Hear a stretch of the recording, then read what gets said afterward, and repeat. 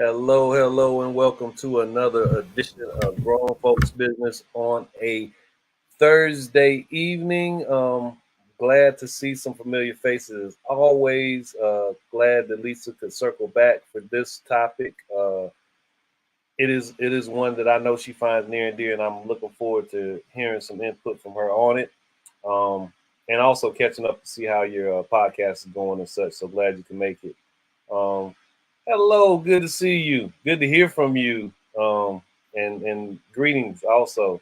Um, want to say uh, first and foremost, as always, thank you for being here, Julia, Greg, Lisa, Bob, Danya, for what you do. I appreciate it, and for all the people that tune in because they're more than I know. I don't ask for numbers. I am aware that they're consistent viewers.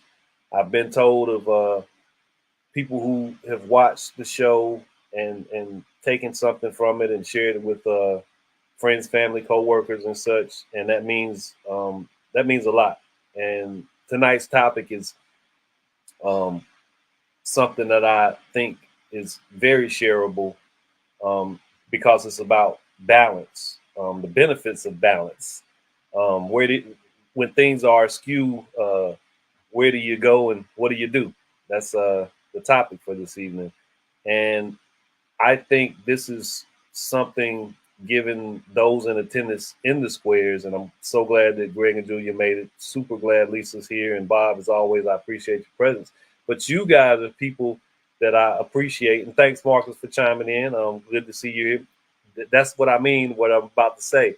The people that are here and going to contribute to this conversation are people that I feel understand on the level that I am intending to encourage others how important balance is, how important measurable steps and things that you do to create balance in your life um, are how critically important they are to providing you with some stability because life is tough and I often say uh, life is about coping. So that's not a negative thing. That's a mechanism of understanding that the experience of living comes with highs, lows, and everything in between. There's a lot of gray. Um, so the benefits of balance when things are askew, where do you go? What do you do? I'm really focusing on understanding that it all starts within. First, understanding what balance is, and then figuring out your approaches to finding it.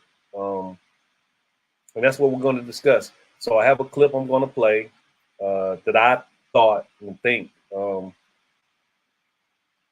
speaks about this in the way that I'm intending to, and it just places so much on what takes place inside of us first. That's where everything begins inside.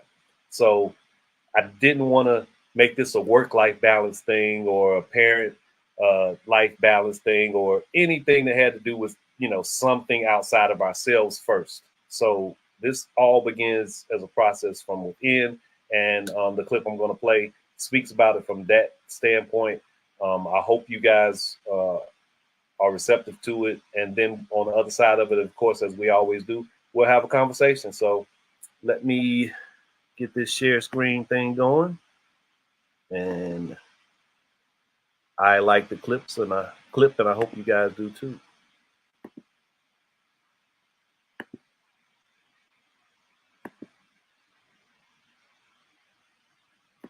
Almost 90% of the humanity is always doing it wrong.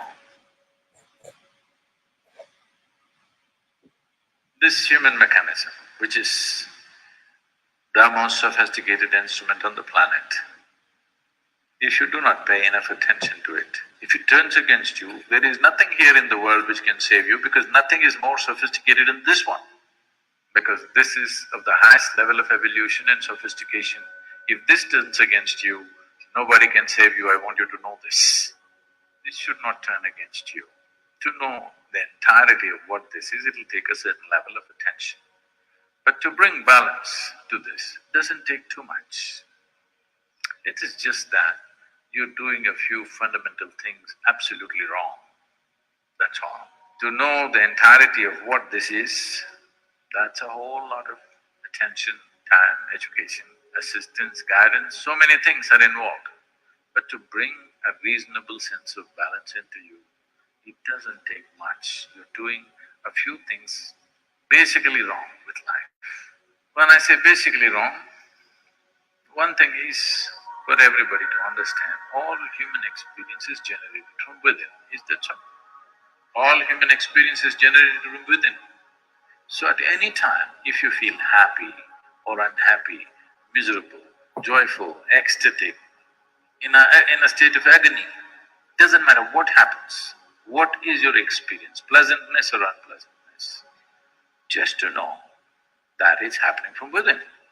And it can only happen from within. If something is feeling unpleasant, first thing is to look at this. What am I doing wrong with this? Am I eating wrong?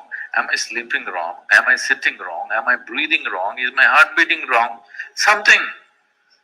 My very chemistry is wrong. Something is wrong with this, not with that.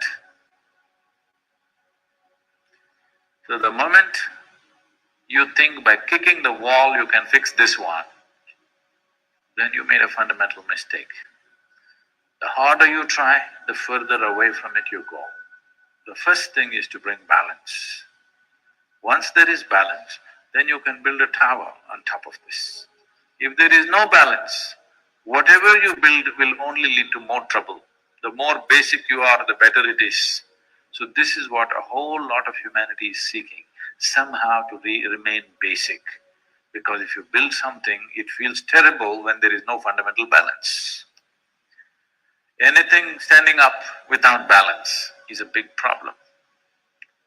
So the best thing is to lie down, stay close to the ground. If you grow tall, it'll be a problem, so remain at the minimum. A whole lot of humanity have reduced themselves to a minimal possible thing in their life. If I don't get into trouble, that's good enough. A whole lot of humanity. This is a serious waste of evolutionary work. What has happened on this planet in the last few million years to evolve life from its simplest form to what it is today, just wasting the entire process. And Mother Earth is not going to let you get away with it. You will pay the price. If you try to make life go backwards, it will make sure you pay the price.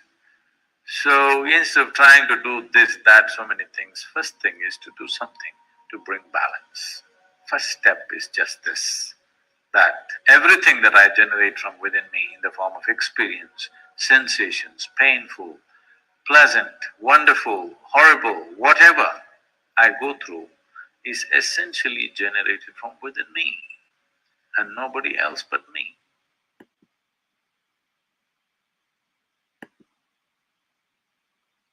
So, I'm interested in you guys' take on that. I receive it as, like as we have established, it begins with you. Understanding and being self-aware, I think, is critically important to even attempting to find balance. But something that's critical in what he was communicating is understanding that being here requires something of you in order to attain and maintain that balance. It's not just about getting by. And as he was speaking of minimizing your existence and your responsibilities and just being safe, something is required of us if we desire to achieve some level of balance in our existence. And I take that seriously. I don't think that I get the balance that I need if I'm not in some way active in what I think of and hope is a contribution to the betterment of us as individuals. I'm still I think a bit of a newbie to the continuation and the intentional implication of that exercise, but I know there is a fulfillment in it, and there is a balance that presents itself when I make it my when my effort is made to participate in some measure. So, of course, the discussion that we're going to have is centered on when things are skewed. Where do you go? What do you do? But I want to begin with the question of what does balance even mean to you? Do we have an idea uh, of what balance is based on the way it's framed for this discussion? Do you have an idea of what it is to be balanced? Um, and I will start with Gregory and Julia and look forward to hearing what you guys have to say. And Lisa, I know your picture's down, so just let me know if you're still there to talk and after Greg and Julia. I really appreciate, Felton, you're using the Eastern philosophies to launch this idea of balance. I also would like to commend you for choosing this subject. I don't know if there's a more appropriate subject that we can spend many sessions with than balance. We could go on and meet next week and the week after and continue this discussion. It's that important. It's that critical. And that human. Julie and I have been exposed to Eastern philosophies for many, many years. And so we're familiar with some of that. But it even is so appropriate for the Western philosophies as well. How about golf? How about anything like where we expose the human body to an idea that we want to send this ball over yonder 300-400 yards, and to do it with this body flowing and in balance with all the forces. Quite a beautiful thought. And so the analogy and the application is real. It's physical, it's emotional, and it's mental. There's applications for balance in all of those. And that's why I say we could take this for weeks on forward. And I commend you, Felton, for touching on balance today. There's one story I'm going to end before turning this over to Julia. I love this story about the teacher and the inquirer. Someone comes and visits a teacher in an ashram, and they sit at the table, and the teacher is very accommodating, and the person who's requesting information from the master or the teacher, it sits, and I think he's nobility. I think he's got some stature in the community, maybe the biggest man. And he asked the master, "How can you help me, master? I'm searching." And so the master sits down and said, "Let me pour you some tea." And so the master begins to pour tea, and the master pours into the man's teacup until it is overflowing. It's flowing over the cup and over the saucer and onto the table. And the man says, "Whoa, whoa, whoa, master, you're filling the cup beyond its capacity." And the master said, "Well, so are you. You need to be empty first before you can receive the wisdom." And so I think that's a story about humility, which helps with our being balanced, and many other things. But the idea of being at least partially empty and open to what's being offered to us. And that's all I've got. Yeah, I want to say before you go, Julia, Greg, I hear in some of what you're saying, balance, of course, is very connected to alignment, but the process of alignment is kind of what you're speaking of when you're talking about recognizing first that there's alternative ways of thinking about things, and there's other things to be considered. And when you mention Eastern philosophy, that's a thing that somebody may not even think twice about, but it's all in the realm of becoming a better student of understanding what being a human being is. It's all under the same umbrella. So it's ways to find alignment in this process. And I appreciate you sharing that. Go ahead, Julia. I agree with everything that Gregory said. And just what he said, it comes from within. We can't look outside of ourselves to find balance. And balance is different for everybody. I remember when we first started catering, and it was it was an all volunteer catering company, and all the profits went to charity. And I was spending more time, 50, 60 hours a week. And my mother would say, Julia, you need to find some balance.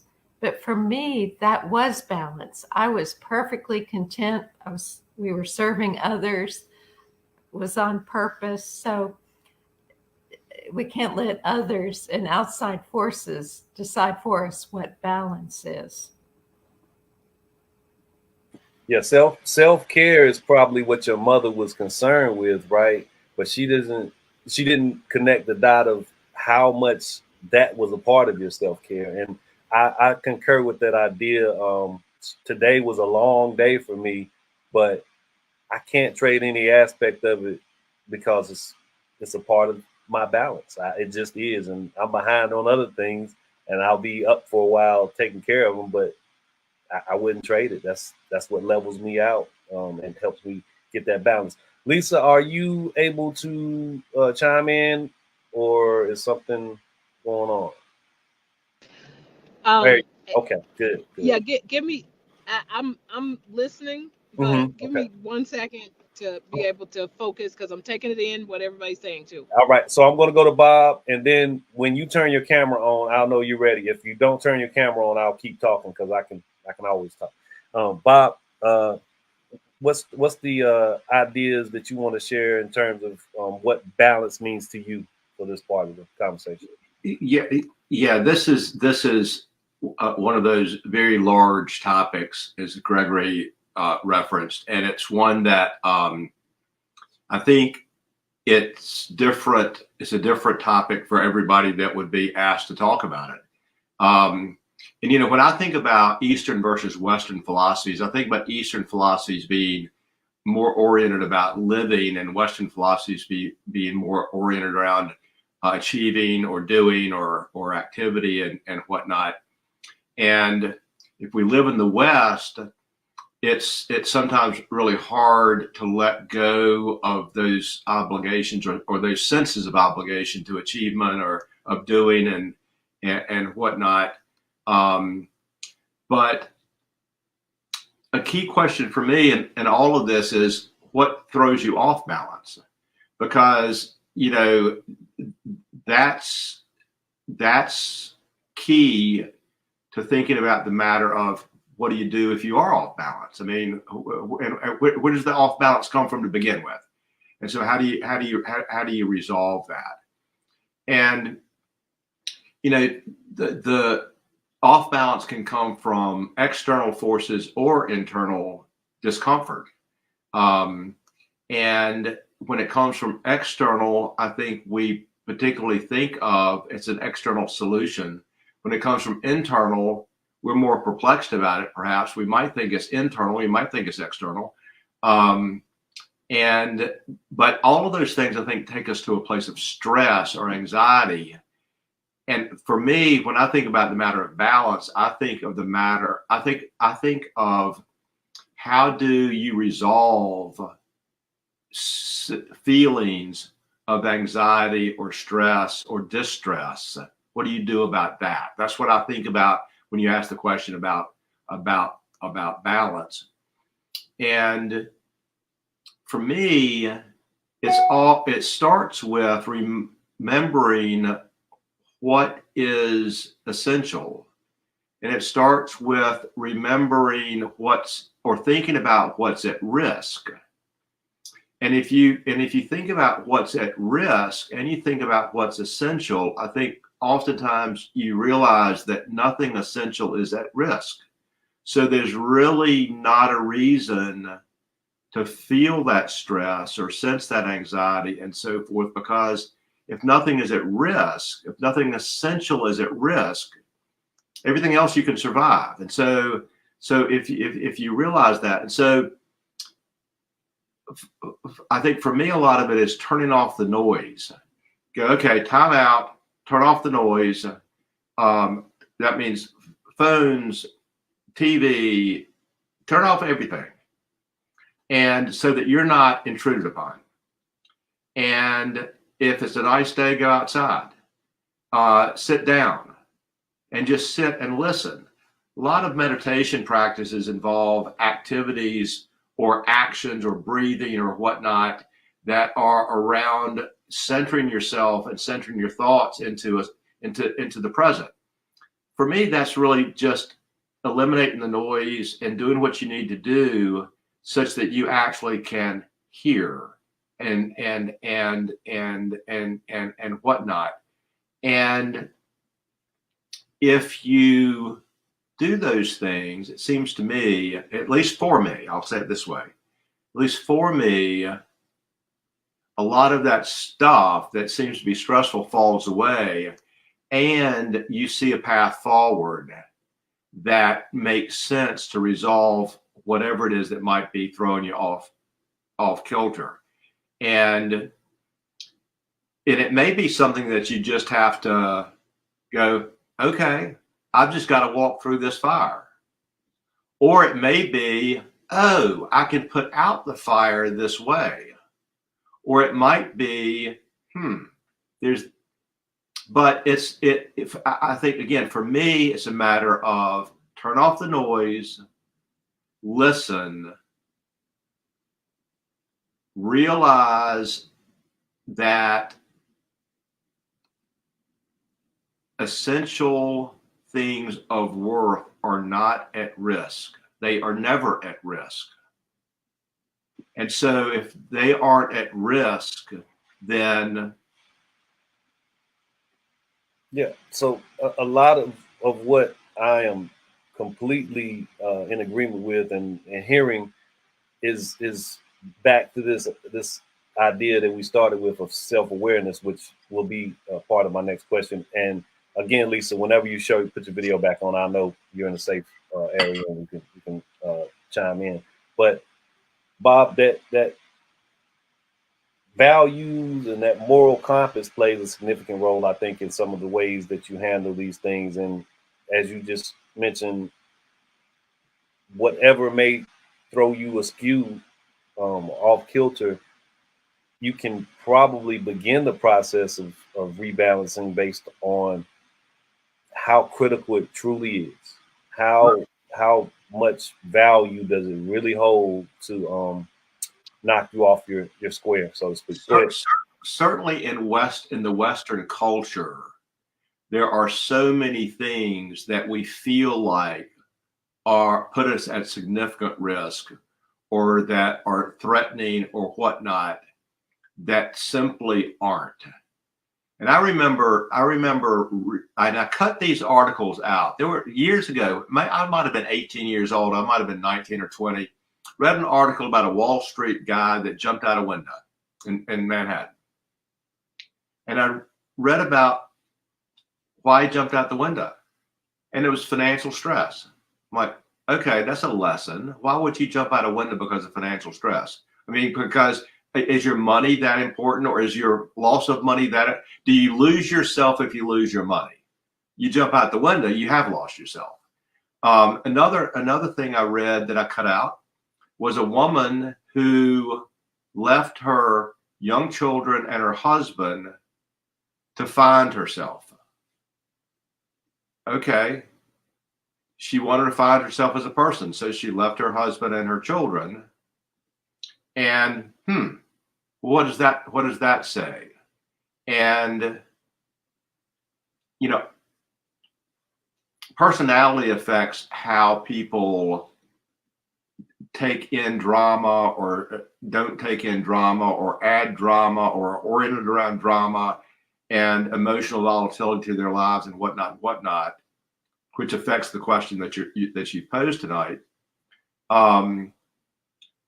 And I don't know where all that comes from, and I don't pretend to know where all that comes from.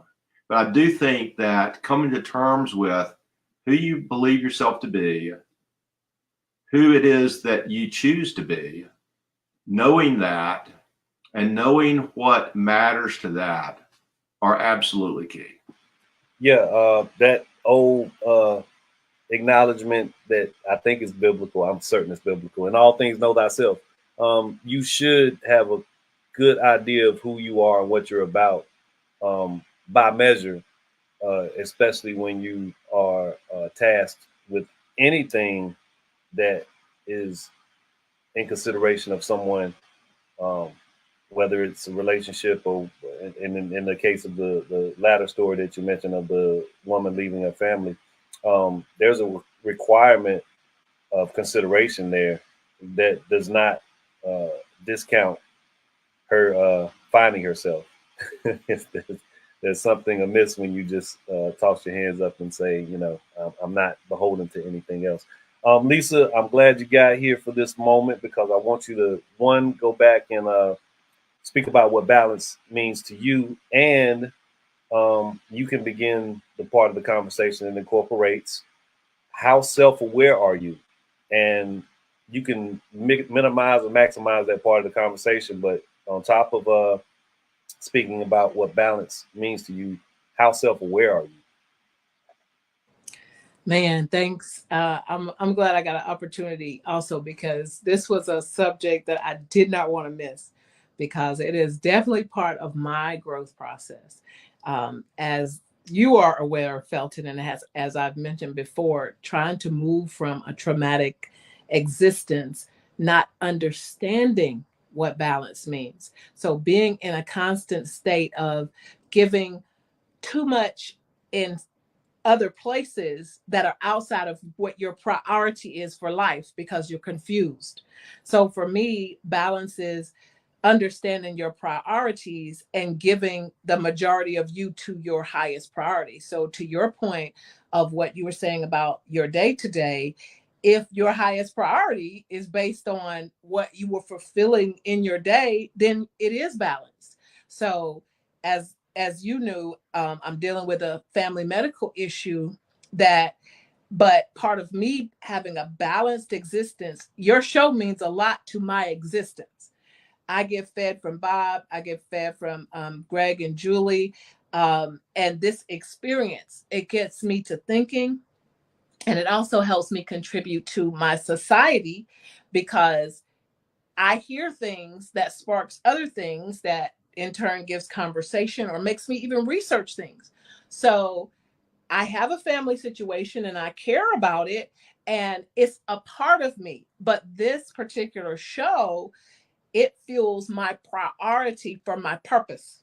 So although, I had to, yes, so I had to finagle a thing or two, but I wouldn't have known this a few years ago. But I had to impart learning what balance meant and how to actually move to it. Because when you're not used to something, and if you hear about it and know that it's the right thing, you still have to accept it and then make that change. So right now, for probably the fourth time, I'm reading a book called The Courage to Be Disliked.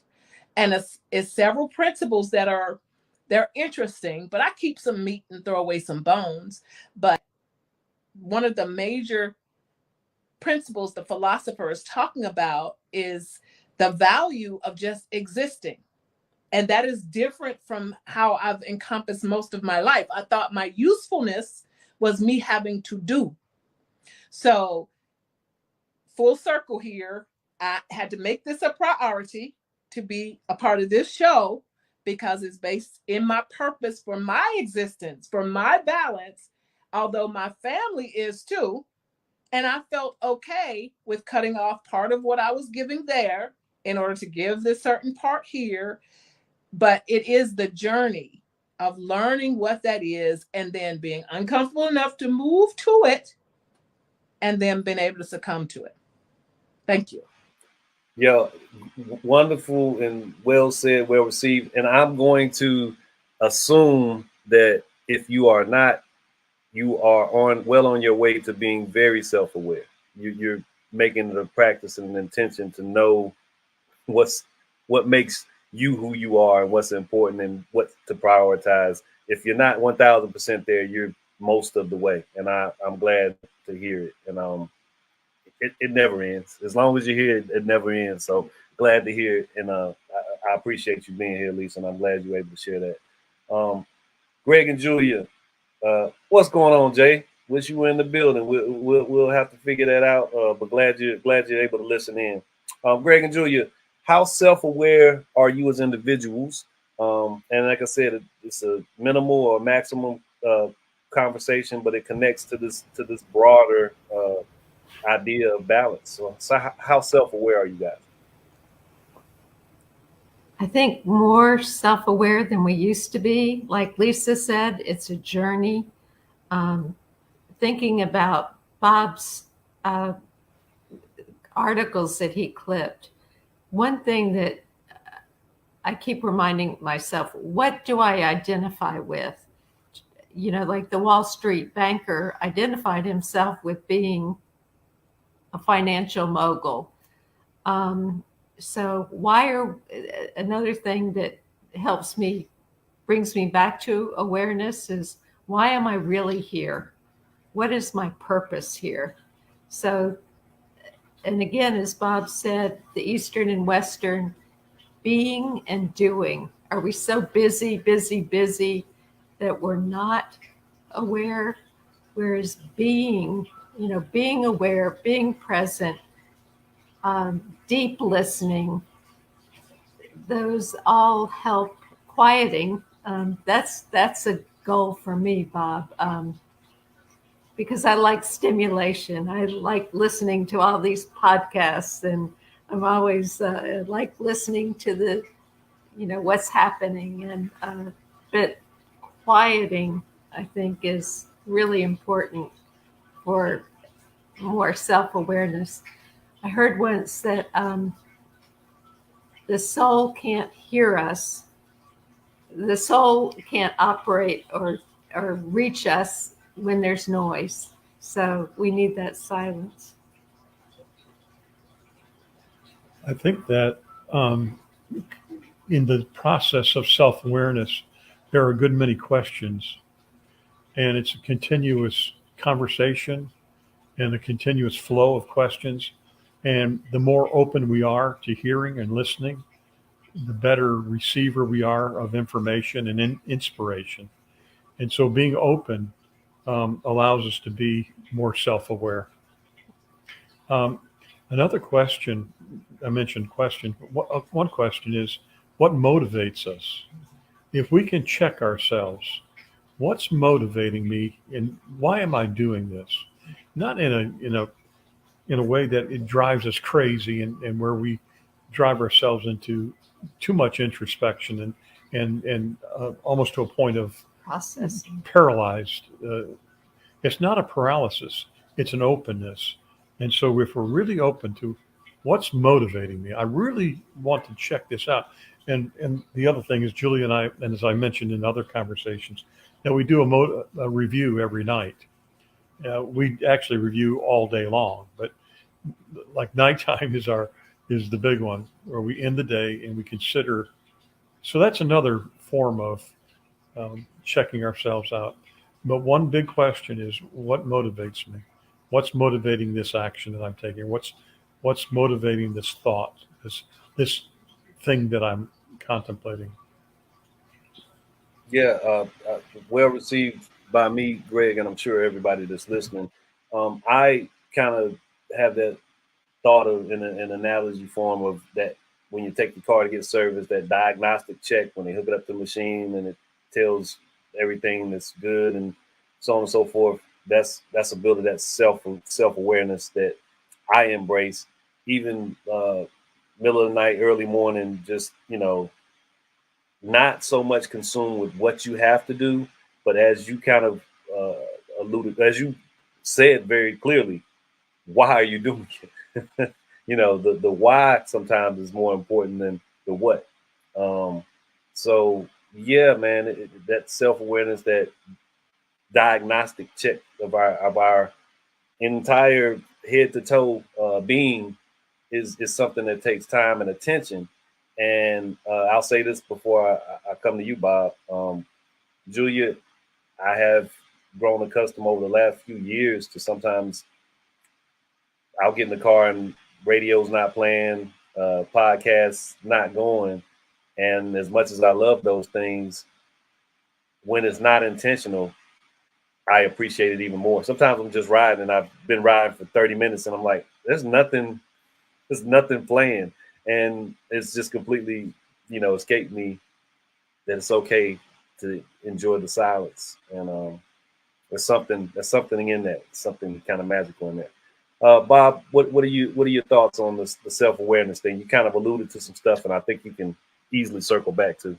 Yeah, something you and I talked about this morning at breakfast, and one of the things about our culture is we tend to think that happiness is the mission, and sometimes becoming more aware actually doesn't help happiness. It helps awareness. It helps truth, but it doesn't help happiness. And so I think sometimes people are afraid of awareness because they want to stay in happy space.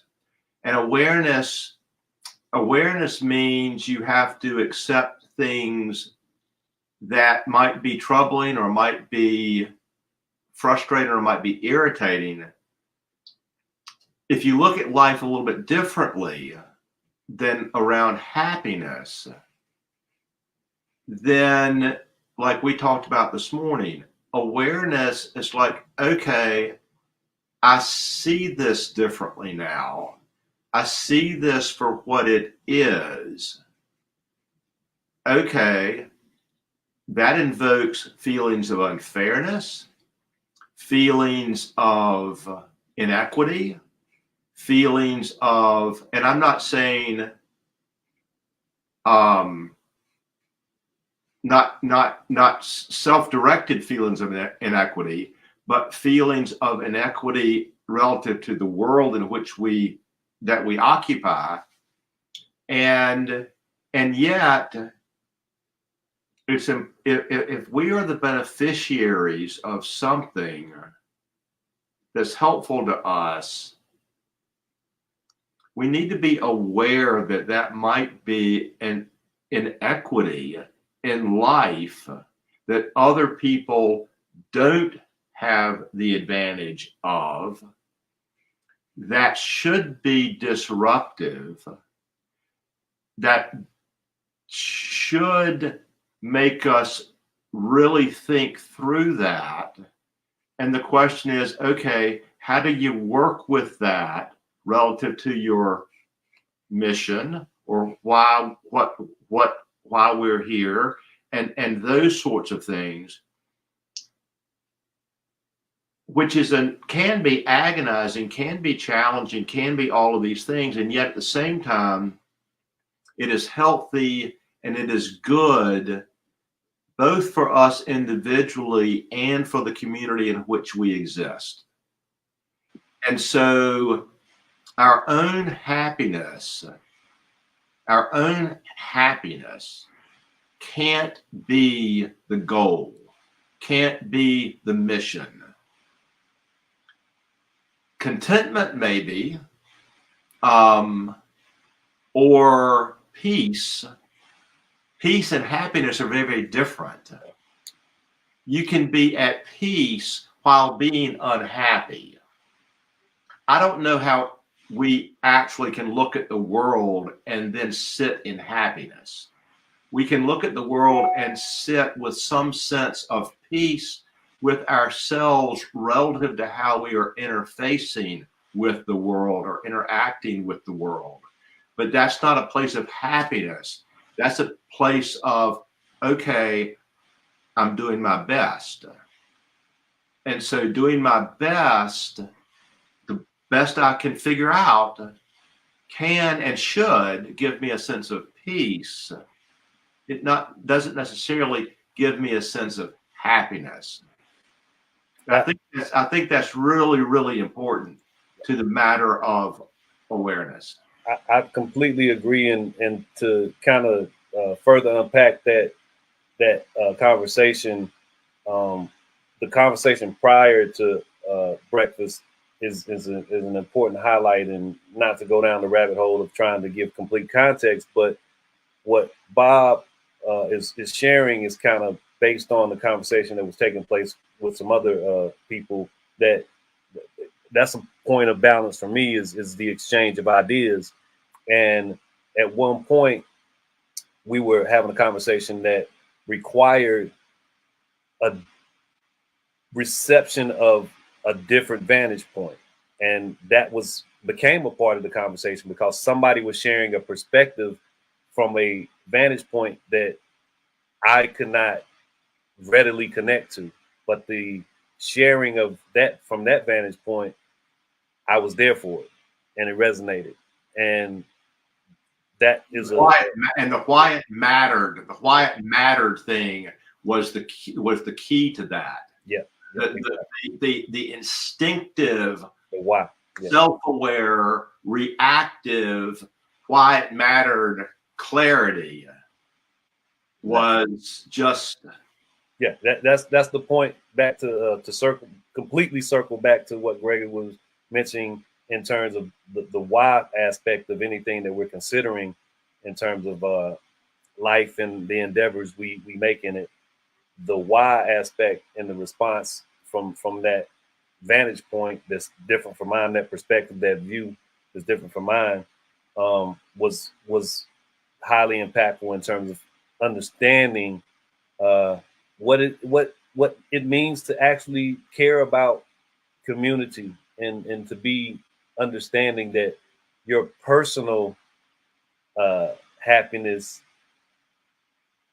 it can never exist in the way that you would be, in the way that it would be most beneficial without there being a sharing in some capacity and a consideration for those around you. So that's, when people do the New Year thing or whatever is happening in their life and they talk about everybody they're cutting off and I'm doing me and I'm living my truth, it's so much of a fascinating process, because when I observe that type of commentary, it is in the absence of a consideration for a life that is not going to be without contact with others. It's not possible unless you're going to a cave somewhere and getting a Grubhub or sent to you, and you don't ever interact with the person dropping it off. I don't know how you have that type of existence. You're going to interact with people. So here we are, full circle in this conversation, because now we get to kind of answer that last question, or that beginning question that's actually in the topic. Where do you go? What do you do when things are askew? I'll begin because Greg, you mentioned one of my go-tos, and that's golf.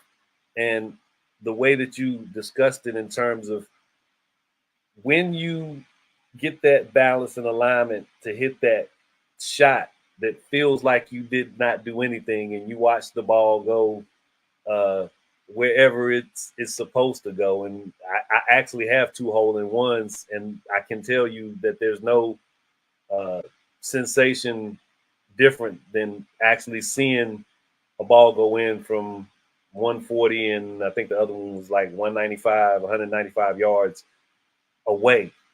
There's something that lined up. There's some type of improbable balance that occurred in that moment. So yeah, but overall, when my father passed, I became more vested in the game of golf because it provided a level of escape, and at some point became a level of balance that was provided by going outside, getting some fresh air, chasing that ball around the course, and then making good friends, having some camaraderie out there on the course. It is that big of a deal to me, and what I am able to attain as far as balance, that's considered balance in my existence. And that's one of quite a few. Reading, dialogue, this being in these squares with you people and having a great back and forth exchange of ideas, as I mentioned earlier, that provides me with so much balance. So I can go on, but I want to hear from you guys before we run out of time. So where do you go? What do you do? How do you get your balance? Lisa, where do you go? What do you do? Oh man, thank you. I am maintaining my balance by what I take in and what I give out. So I am being very purposeful with what I allow to come in, whether it's through my nutrition, whether it's through my vision or my hearing. And then I'm making sure that I'm also putting it back out. As I've said before, that my children have chided me on, no, it's not fair for you not to share, because you can be helping someone else. So that level of balance, that all of that yuck was not for naught. So all of these things that I'm taking in to be better with those experiences, I share them. So as you mentioned, the podcast, some of it gets yucky, right? But then on the other side, to balance out that yuck, to say, oh, but if I could do it, right, and it didn't look like I would have done it or should have done it, oh, you can too. So I stay balanced with trying to keep the positivity in. And I have my routines that I don't allow others to break. So if I want to, move from them a little bit. So every morning when I wake up, I'm doing my meditation, I'm reading my Bible, I'm reading my poetry, things like that, succinctly, so that I know I'm prepared for what goes out. Now, I'm not all rigid that if something needs to change, but the balance part comes with putting something in and putting something out, that energy into the world. So to Bob's point, that it's not all about me. And I do believe in joy, which joy is an internal thing. Happiness is about external stimulus. So I try to stay away from expecting. Thank you, Felton, for pinpointing that back on my 50th birthday, expecting certain things. So trying to stay in tune with the joy, that no matter what stuff is going on, on the outside. So I thank all of you guys, because you're just amazing individuals, and you pour such great positivity in. But for me, dude, music does it for me. And just a whole side note, I have, different text groups that I send stuff to, and I have about 15 young people. And when I say young, like 32 and under, that I send some text to, and all the positivity, da, da, da. But the other day I sent them a clip of me rapping to DMX. And it was some lyrics in there that's like, what, you coming for me? Kind of thing. And I'm like, y'all don't know, sometimes I got to get hyped like that.